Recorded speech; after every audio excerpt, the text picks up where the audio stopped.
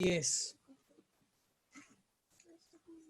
Me gusta el estudio sistemático que veníamos haciendo de Juan, pero en esta hora sentí en mi corazón más peso por compartir esto que el Señor me estuvo dando en este tiempo y espero que sea de bendición para todos. Un gusto que podamos estar todos reunidos, aunque estamos en distintos lugares, hermanos, estamos reunidos, quiero que seamos conscientes de esto, porque estamos en un mismo sentir, estamos con un mismo pensamiento, el Señor está con cada uno de nosotros, así que disfrutemos también de este tiempo en el que estamos reunidos.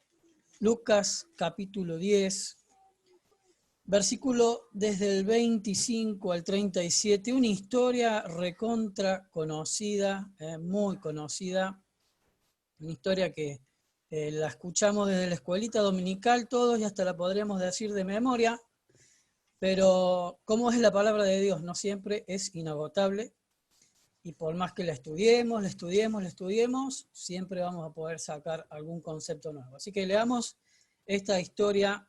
Lucas capítulo 10, versículo 25 dice: y he aquí un intérprete de la ley se levantó y dijo, para probarle: Maestro, ¿haciendo qué cosa heredaré la vida eterna? Él le dijo, el Señor Jesús: ¿qué está escrito en la ley? ¿Cómo lees? Aquel respondiendo dijo: amarás al Señor tu Dios con todo tu corazón y con toda tu alma y con todas tus fuerzas y con toda tu mente y a tu prójimo como a ti mismo. Y le dijo: bien has respondido, haz esto y vivirás. Pero él, queriendo justificarse a sí mismo, dijo a Jesús: ¿y quién es mi prójimo?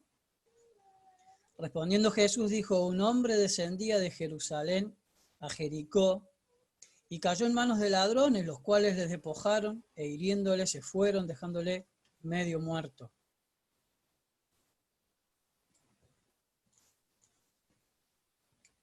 Aconteció que descendió un sacerdote por aquel camino y viéndole pasó de largo. Asimismo un levita, llegando cerca a aquel lugar y viéndole pasó de largo. Pero un samaritano que iba de camino vino cerca de él y viéndole fue movido a misericordia. Y acercándose vendó sus heridas, echándoles aceite y vino y poniéndole en su cabalgadura, lo llevó al mesón y cuidó de él. Otro día al partir sacó 2 denarios y los dio al mesonero y le dijo: cuídamele y todo lo que gastes de más yo te lo pagaré cuando regrese. ¿Quién pues de estos 3, le pregunta el Señor Jesús, te parece que fue el prójimo del que cayó en manos de los ladrones? Y el intérprete de la ley le dijo: el que usó de misericordia con él. Entonces Jesús le dijo: ve y haz tú lo mismo. Quisiera compartir con ustedes unos pensamientos breves, tampoco puedo compartirles el PowerPoint hoy. Mientras tanto le voy a pedir a Agustín a ver si puede ponerme a mí como coanfitrión. Está dentro de los participantes, ahí hay una opción, capaz que se da cuenta y me pone como coanfitrión. Ah, ¿es para que puedas compartir, Marcos? Claro, es para que yo pueda compartir. Ahora sí vas a poder compartir. Ahí está. A ver, sí, muchas gracias. Bueno, entonces después pasamos el himno también. Así les puedo compartir. ¿Ahí lo ven? ¿Ven la imagen o me ven a mí nomás? Sí, sí, sí, sí, se ve. Bárbaro. Así podemos de alguna manera hacerlo más ilustrativo y entenderlo mejor. Me quedo como título de este tema: ve y hazlo tú. Fueron las últimas palabras de lo que el Señor le dijo: ve y haz tú lo mismo, hazlo tú, haz lo mismo. En esta historia vamos a encontrar 3 hombres y 3 corazones diferentes, para que podamos ver de alguna manera también analizar y comparar nuestros corazones con estos tres corazones. Acá tenemos al intérprete de la ley. Eran hombres con muy buen parecer, con muy buena vestimenta, muy bien presentados, con mucha cultura. Lo vemos al Señor Jesús, quizás vestido con más humildad. Y también vamos a encontrar al personaje de la historia que cuenta el Señor Jesús, de la parábola, una historia que inventa para ilustrar el concepto que le quiere enseñar al intérprete de la ley. El buen samaritano, una persona odiada por los judíos, estaban peleados y bueno, sobre todo estos religiosos, donde estaban los fariseos, los escribas, los intérpretes de la ley, que también los despreciaban, ¿no? Nosotros hoy nos vamos a concentrar en el intérprete de la ley. Les confieso que la idea mía era hablar de los tres, pero a medida que fui profundizando, creo que vamos a llegar a ver uno solo, que es el intérprete de la ley. ¿Quién era este personaje? Los intérpretes de la ley eran escribas, que según se suponía era un experto en la ley de Dios, eran estudiosos, eran muy estudiosos, profesionales, cuya especialidad era la explicación de la aplicación de la ley de Moisés. Esta expresión, intérprete de la ley, es usada solo por Mateos y por Lucas, y Pablo también la usa en Tito. Tito, al final de la carta, cuando Pablo está saluda a un tal, en el capítulo 3, versículo 13, a Cenaz, que era intérprete de la ley y estaba en la iglesia, indudablemente, un intérprete de la ley que se había convertido a Cristo, ¿no? Y acá encontramos una de las veces que se menciona el intérprete de la ley. Una escriba muy estudioso de la ley, que tenía como un rango especial y que se acerca a Jesús. Pero también lo encontramos en Lucas 11, capítulo 45 y 46, encontramos un episodio donde el mismo Señor Jesús describe a estos intérpretes de la ley.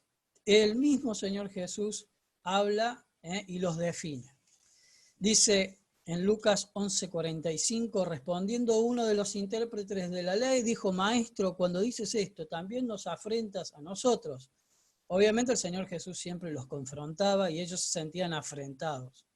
Y el Señor le dijo: ay de vosotros también intérpretes de la ley, porque cargáis a los hombres con cargas que no pueden llevar, pero vosotros ni aun con un dedo las tocáis. Y acá encontramos algunas características de estos intérpretes de la ley que yo les invito a que los veamos. Y vamos a ver e ir desentrañando cómo era el corazón de este hombre. Estos hombres tenían exigencias equivocadas. Exigencias equivocadas. Dice, miren, porque cargáis a los hombres con cargas que no pueden llevar. No está mal ser exigente, pero vamos a ver qué pasa con la exigencia de estos hombres. Es bueno que seamos exigentes. Yo acá en casa tengo a algunos exigentes, Norma, Josi, que son personas que quieren que todo les salga bien. A mí me gusta exigirme también, y es bueno, por supuesto, está bueno. Pero ¿qué pasa con la exigencia de estos hombres? Bueno, estos escritores e intérpretes de la ley eran llamados escribas y por lo general pertenecían a la secta de los fariseos.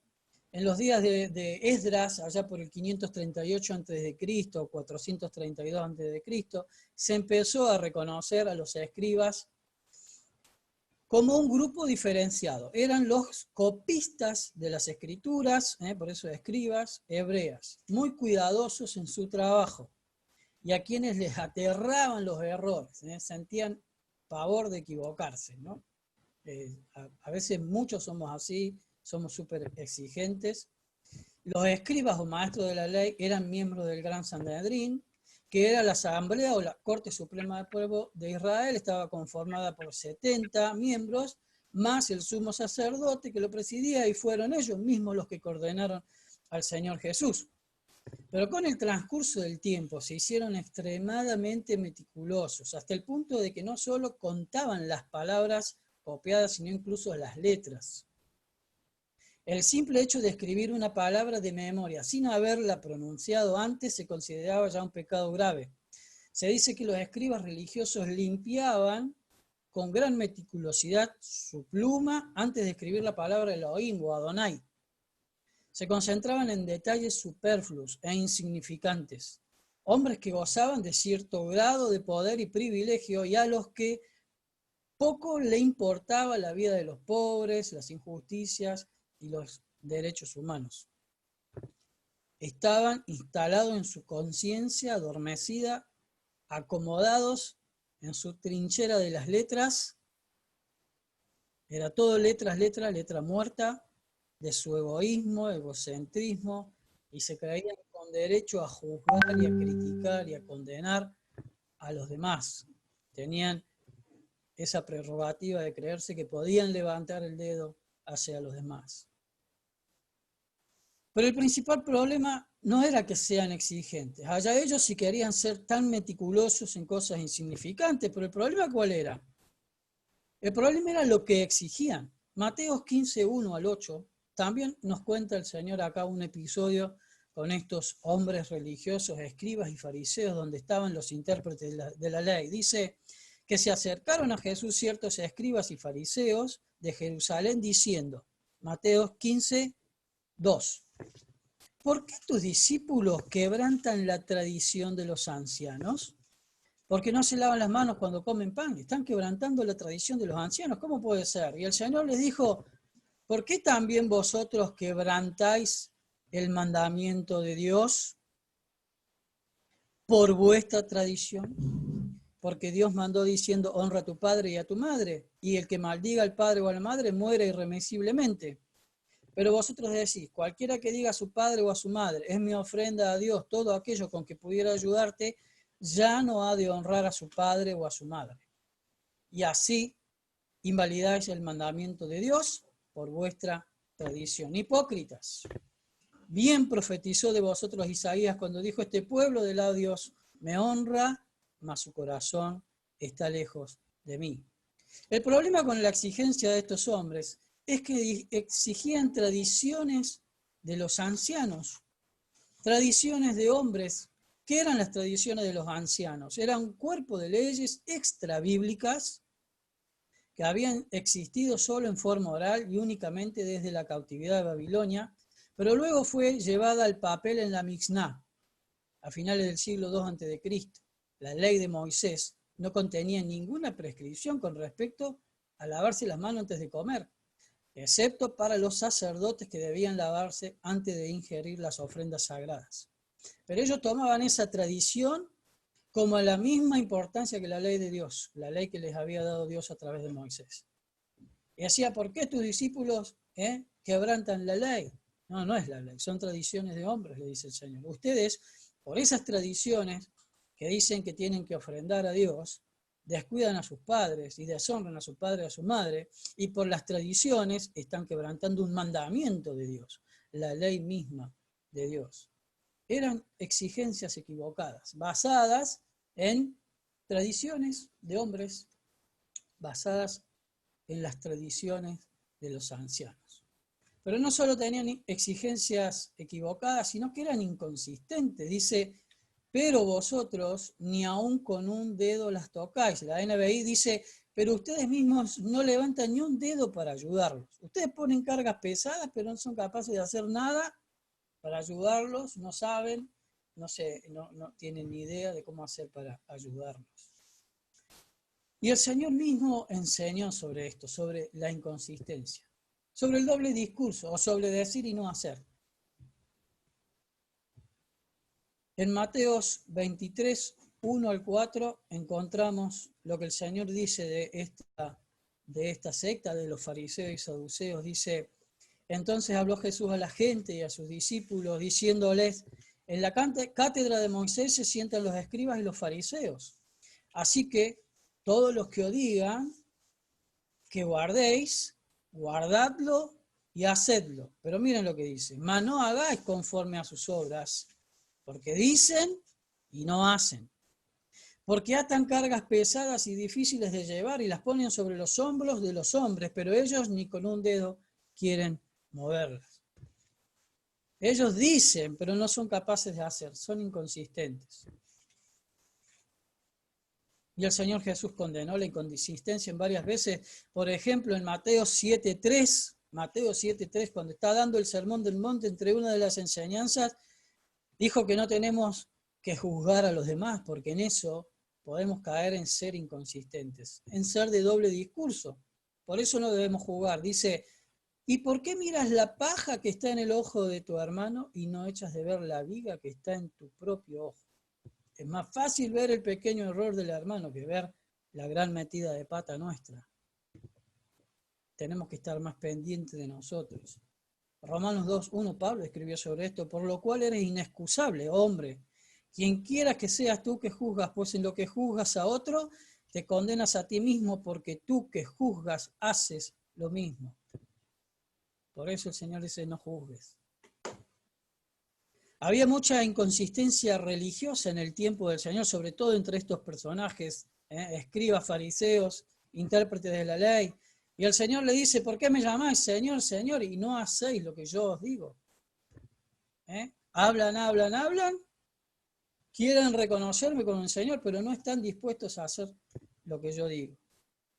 Inconsistencia al enseñar también. Pablo dijo, tú pues que enseñas a otro, no te enseñas a ti mismo. Tú que predicas que no se ha de hurtar, ¿hurtas? Y reprendió al mismo Pedro cuando estaba enseñando una cosa y haciendo otra, en Gálatas 2.14.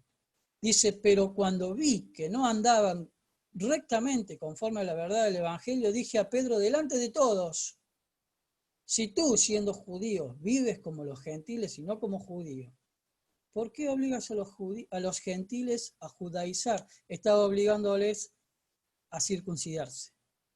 Pero si tú, Pedro, ya vives en la libertad de la ley, ¿para qué los esclavizas en la libertad de la ley? No seas inconsistente, estás enseñando que el Evangelio es para todos y que no son las obras de la ley las que necesitamos hacer para ser salvos. Entonces, ¿por qué lo estás obligando a judaizar, a que se circuncide? No seas inconsistente, Pedro. Y Santiago fue más profundo y era lo que el Señor le iba a plantear a este intérprete de la ley. No seas inconsistentes en el amor. Ellos eran totalmente implacables y estaban tan aferrados a la letra que no tenían sentimiento ni no podían percibir el espíritu de la ley. Y dice Santiago 2.15, si un hermano o una hermana están desnudos y tienen necesidad del mantenimiento de cada día y alguno de vosotros le dice, id en paz, calentaos y saciados, pero no les dais las cosas que son necesarias para el cuerpo, ¿de qué aprovecha? Si el hermano tiene necesidad. Está bien que oremos, pero acá está hablando de que tenemos que actuar. Y si le decimos que el Señor le va a proveer, tenemos que estar dispuestos a ser nosotros los canales a través de los cuales el Señor va a proveerles. Eran inconsistentes al analizar sus vidas. Podían ver fácil el error en el otro, pero les costaba descubrir su propio error, aunque era más grande que el del otro. Eran inconsistentes en lo que profesaban. Señor, Señor, Señor, Señor, qué grande eres, cuánto me amas, qué poderoso, sin embargo, dudaban de quién era, de su poder y de lo que podía hacer. Eran inconsistentes los que enseñaban, no hacían lo que decían. Y en el amor, consideraban que el prójimo solamente eran los judíos. Por eso el Señor les va a hablar de un samaritano. Creían que solamente tenían que amar a los de su pueblo. Eran un pueblo tan exclusivo que creían que el prójimo era solamente otro judío. Pero no solo tenían exigencias equivocadas, eran inconsistentes en lo que decían, en lo que hacían, en cómo vivían respecto de lo que creían y decían, sino que aparte eran vanidosos, ¿no? Cuando vamos a Mateo 23, 5, 7, seguimos leyendo donde estábamos, dice en Mateo 23, 5 y 7, el Señor sigue hablando de ellos y le dice, antes hacen todas sus obras para ser vistos por los hombres, pues ensanchan sus filacterías y extienden los flecos de sus mantos y aman los primeros asientos en las cenas y las primeras sillas en las sinagogas y las salutaciones en las plazas y que los hombres los llamen rabí, rabí, maestro, maestro, los títulos. Poco les interesa la opinión de Dios, más bien se preocupan por lo que ven los hombres. Es la opinión de los hombres. Pura apariencia y poco contenido. Cumplían las observaciones religiosas para ser vistos por los demás, no por una sinceridad interior. Las filacterías eran unas cajitas de cuero, unos sobrecitos de cuero que hacían, unas cápsulas de cuero, donde metían porciones de la ley de Jehová escritas en 4 columnas. Y ahí llevaban como rollitos. Ellos actaban esas filacterías en su frente, en su brazo, para llevarlo arriba de su mano, sobre su mano, haciendo una mala interpretación de las palabras de Dios les dijo cuando les pedía que ataran sus palabras como señal sobre sus manos o como frontales delante de sus ojos. Ellos creían que era esto y lo llevaban atados literalmente. Pero no solamente eso lo encontramos en Éxodo 13:9, 13:16, Deuteronomio 6:8, Deuteronomio 11:18, varias veces, así como el Señor menciona, átalas a tu cuello, escríbelas en la tabla de tu corazón. Ellos interpretaban mal estas expresiones y literalmente se lo colgaban en su frente y se lo colgaban en su brazo, sobre sus manos. Pero no le alcanzaba con esta mala interpretación, sino que para parecer súper espirituales, mientras vivían, despreocupados verdaderamente de cumplir la ley, porque decían y no hacían, agrandaban estas filacterías, las hacía grandes. ¿Saben qué me hizo pensar en las veces que salgo con la Biblia? Parece que cada vez la quiero llevar más grande. A ver si eso me hace parecer más espiritual. Ellos agrandaban las filacterías para mostrar que tenían la ley en el brazo, en la frente, siempre presente. De hecho, cuando el Señor le dice, ¿qué dice la ley? ¿Qué lees? Es para que él saque de esa filactería y lo lee. Y efectivamente lo leyó, porque lo llevaban encima, a los mandamientos. Pero no solamente les gustaba agrandar esto, sino que también la ley judía les mandaba tener flecos con cordones azules en las esquinas de sus mantos. Esto lo pueden encontrar en número 15, 37 al 41, en Deuteronomio 22, 12, que eran distintivos con estos bordes que tenían el objeto de recordarles que eran un pueblo especial, un pueblo peculiar. Pero les tenía que recordar que no debían mezclarse, que deberían estar separados de las naciones, que deberían ser santos, separados para Dios. Pero estos legalistas, fariseos, escribas y estudiosos de la ley pasaron por alto la responsabilidad y la lección espiritual y la responsabilidad espiritual que significaba ser un pueblo especial para demostrar más que nada este privilegio que tenían y se contentaban con hacer flecos más grandes para que se vea, para que lo vean los hombres, para aparentar y ostentar sus privilegios. Querían exhibir su propia importancia usando los puestos de honor, los primeros lugares en la cena, en la plaza. Les gustaban hacer salutaciones en la plaza, tal vez haciendo como grandes discursos y fiestas, y que la gente lo viera y les dijera, ahí están los maestros, mira cuántos saben los rabí, rabí. Vanidosos, vanidosos. Qué combo, ¿no? Mire ahí la pantalla. Eran exigentes equivocados, eran inconsistentes y eran vanidosos. ¡Qué combo! ¡Ay, papá! Si tuviéramos hermanos así en la iglesia, ¡qué combo! Así eran estos hombres. Yo no sé si tenemos, hermanos, con todos estos, si tenemos todas estas cosas, ¿no? Si somos tan idénticos a ellos, pero me pregunto, alguna cosita se nos puede haber pegado, ¿no? Me pregunto. Ojalá que no. ¿Qué dijo Dios? El Señor Jesús toma la porción de Isaías 29:13, ¿no?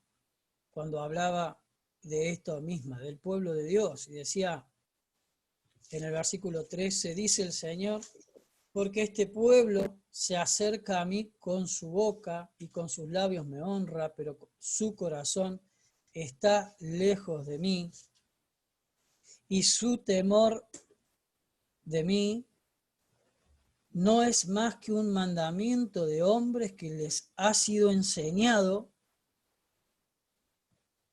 Hasta ahí. Esta era la situación del corazón. Un corazón lejos de Dios y un temor basado en mandamientos de hombres. Oro porque me enseñaron que tengo que orar. Leo la Biblia porque así manda la Biblia, porque así manda Dios. Trato de portarme bien porque manda Dios. Y hago esto porque siempre me enseñaron así.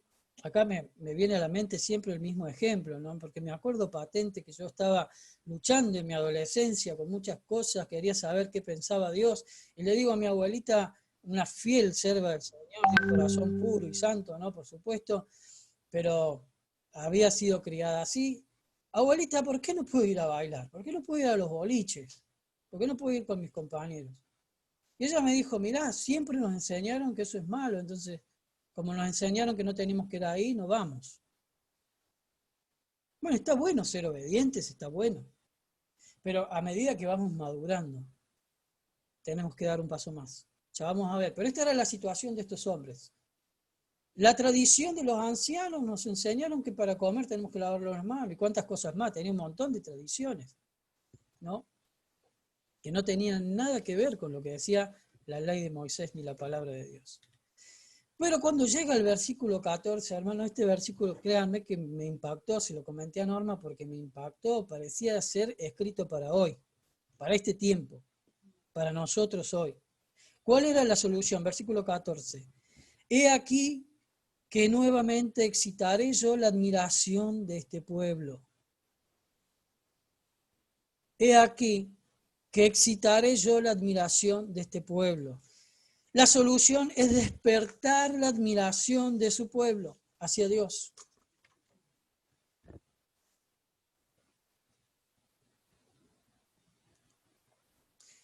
Dios anhela nuestra admiración. Quiere cautivar nuestro corazón. Dame, hijo mío, tu corazón. Eso dice Dios. Isaías 9:6 dice que su nombre es admirable, porque es un nombre que lo describe perfectamente. Él es admirable desde su nacimiento, Jesús, y Dios, desde la eternidad. Su nombre es admirable. En los evangelios encontramos al menos 7 menciones de que la gente se admiraba de los hechos de Jesús, de la palabra de Jesús, de la autoridad con la que Jesús hablaba, de su doctrina y de su grandeza. Veíamos con los jóvenes en ese episodio que se admiraban de la grandeza de Dios. Cuando veían sus milagros le adoraban, como cuando Jesús sanó al paralítico en Marcos 2, capítulo 12, dice que de manera que todos se asombraron cuando vieron al paralítico caminar y glorificaron a Dios, diciendo, nunca hemos visto tal cosa. Miren, estábamos escuchando una canción hace poquito que le gusta mucho a Norma, José, me gusta también, está muy bonita, y dice, ¿saben qué? No se cuarentena la esperanza, pero después dice, no se cuarentena la alabanza. Estábamos pensando que alabarlo solo lo podíamos hacer tal vez en el salón, que necesitábamos instrumentos y estar todos juntos, y que para alabar necesitamos cantar. Pero no, hermanos, nada de eso necesitamos. Para alabar a Dios necesitamos admirarlo. Necesitamos conocerlo y quedar maravillado de lo que Él es. Necesitamos tener una relación tan estrecha donde podamos ver su terrible grandeza. Como decía Job, el amigo de Job decía, en Dios hay una majestad terrible. Pero si no le vemos a Él, si no le admiramos, no brota ni siquiera una expresión de nuestro corazón de admiración. Eso es la alabanza, es hablar bien de Él, es estar sorprendido de Él. Lo podemos hacer cantando, lo podemos hacer pensando, lo podemos hacer orando. Tenemos que seguir alabando a Dios. Y esto no es seguir cantando. Tenemos que separar muchas veces esto de cantar y alabar. Está bien, cantar es una forma de alabar. Pero hoy, si no podemos cantar todos juntos, podemos lo mismo y debemos lo mismo alabar al Señor. Tenemos que admirarlo. Admiración de este pueblo. Eso es lo que necesita. Decía el salmista era un admirador de Dios. Estaba asombrado de Dios. Oh Jehová, Señor nuestro, cuán grande es tu nombre en toda la tierra, Salmo 8:9. Cuán grande es tu bondad, Salmo 31:9. Cuán grandes son tus obras, oh Jehová, muy profundos son tus pensamientos, Salmo 92:5, y hay muchos más que no voy a leer. Pero necesitamos, hermanos, admirar a Dios. Debemos asombrarnos cada día por la persona de Dios, porque tenemos que estar atentos a lo que Él hace, a lo que está a nuestro alrededor, buscarlo en su palabra y vivirlo en nuestra vida, sentirlo en nuestro corazón. Ese Dios grande, poderoso, creador del cielo y de la tierra, solo con decir la palabra es el mismo que habita y mora en nuestros corazones. Debemos recuperar la capacidad de admirar a nuestro Dios, como lo hacía el salmista. Ojalá en nuestros hogares empecemos todos los días a admirarnos de lo que Dios hace. Aprendamos a ver en todo lo que sucede a nuestro alrededor, el obrar de Dios, la mano de Dios. Miren, a veces es fácil cuando convivís con un milagro. Y cuando digo milagro me refiero a algo que los hombres no pueden hacer, que solo Dios lo puede hacer. Y todos los días cuando la alzo en mis brazos, me doy cuenta de la grandeza de Dios, que rompe todas las estadísticas y que va más allá de la ciencia y de la capacidad de los hombres, que tiene la posibilidad de hacer de cualquier regla la excepción. Ese es nuestro Dios. Es tu Dios, hermano. Es el mismo Dios que yo tengo. Tengo que aprender a darme cuenta de lo grande y admirarlo. Dice, ¿cómo lo hará Dios a esto de despertar la admiración de su pueblo? ¿Cómo lo va a hacer? Preste atención a esta frase, hermano. No la inventé yo, está en la Biblia desde que la escribió el profeta Isaías. Dice que Dios lo va a hacer con un prodigio grande y espantoso. ¿Saben? Yo tenía ganas de poner el cursor ahí, abrir paréntesis y poner COVID-19. Faltó eso en la Biblia. Un prodigio grande y espantoso. ¿No le suena parecido a lo que está viviendo el mundo hoy, a lo que está la iglesia hoy sometida? Algo grande que abarca todo el universo, que nadie lo puede frenar, que es terriblemente poderoso y espantoso. Esto tiene que servirnos para que miremos a Dios y le admiremos más a Él. Él quiere cautivar nuestro corazón, no quiere espantarnos, quiere que este espanto, este evento, nos lleve a aferrarnos más a Él y admirarlo más a Él.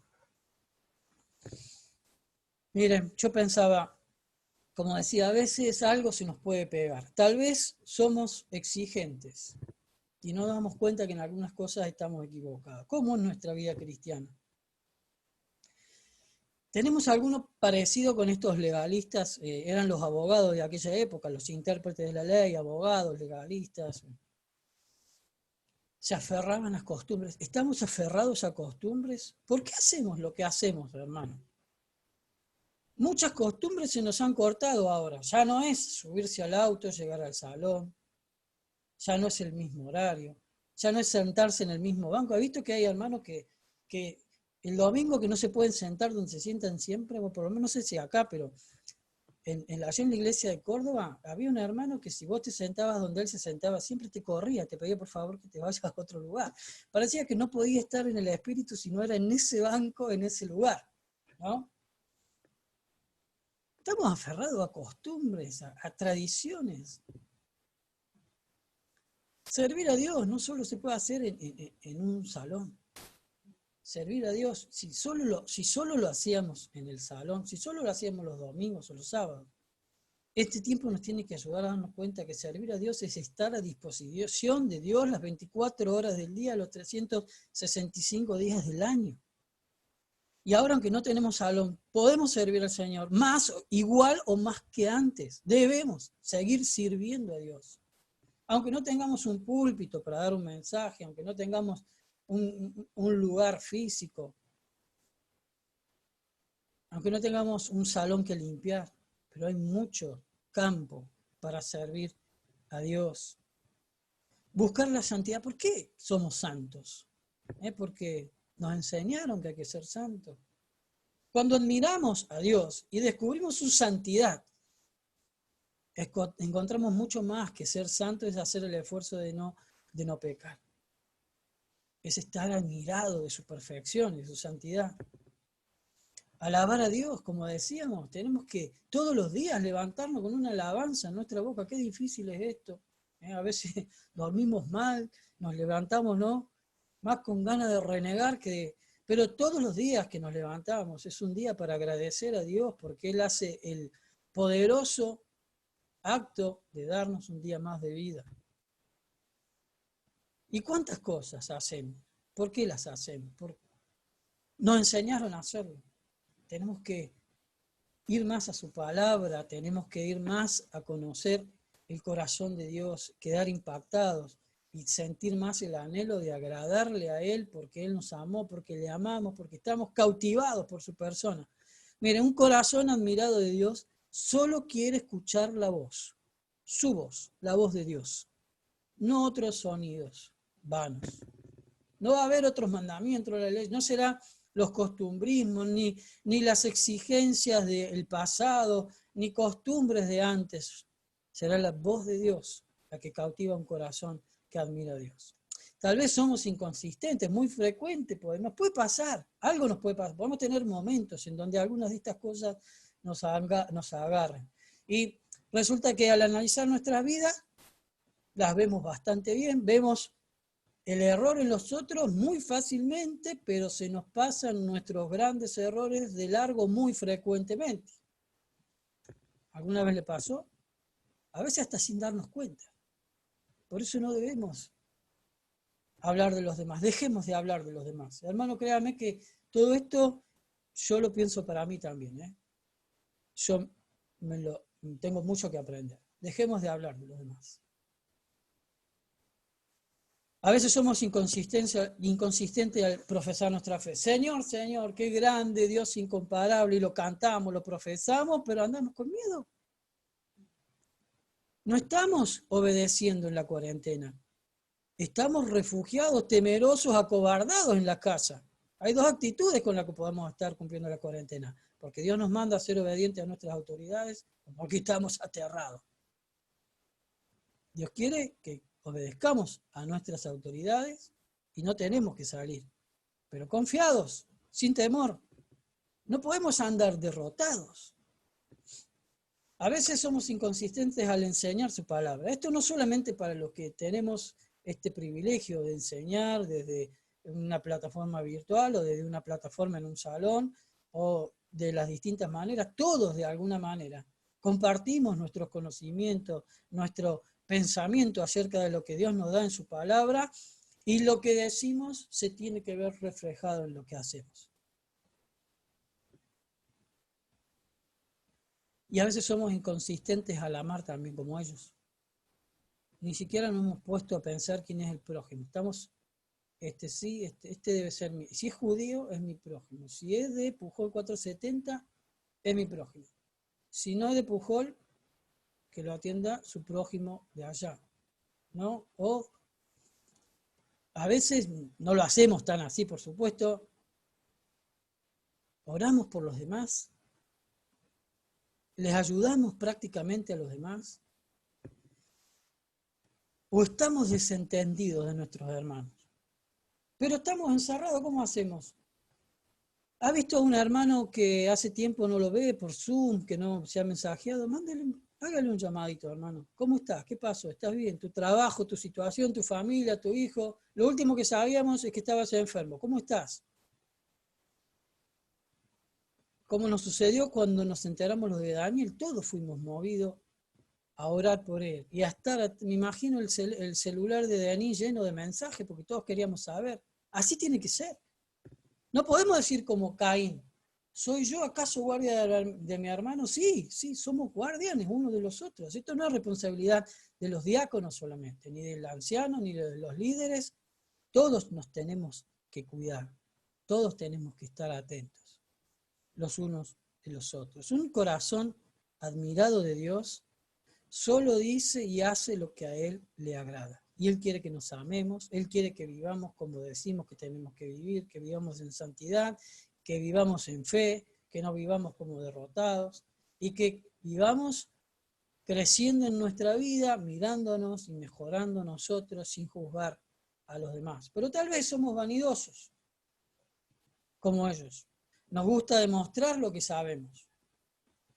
Estamos convencidos de que sabemos más de los demás, aunque no lo digamos, mantengamos un perfil bajo, pero muchas veces estas cosas se van anidando en nuestros corazones. Nos creemos con derecho a juzgar a los demás.